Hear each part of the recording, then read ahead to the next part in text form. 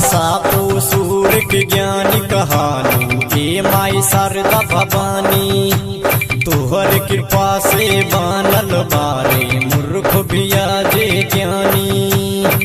निक लागे तोहर मूर्तिया सबके मन महाभावे। रौरे सरनिया गावे भजनिया माँ की मस्ती में आके हमरो पे माई ज्ञान दी। माई हो हमरो ज्ञान दी, हमरो पे माई ध्यान दी। माई हो हमरो ज्ञान दी।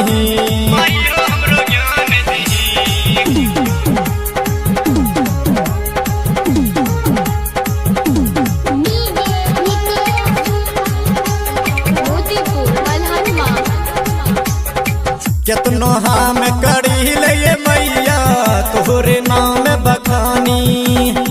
सारा दुनिया जानत बारे बारू तू सबसे ज्ञानी। रउए पर विश्वास करी ले ए माई बीना बाली।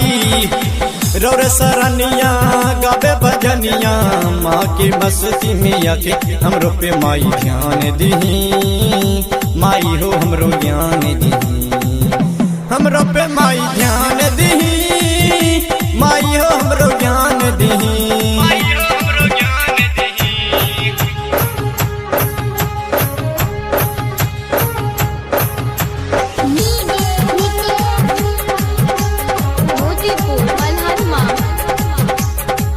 राइटर 36 तोहर से माई करेला इतने अड़जिया। अब की ओकरो पास करा दी करी न सोना गलतिया। छोटू दीवाना माई के गाना गा के सबके सुनावे।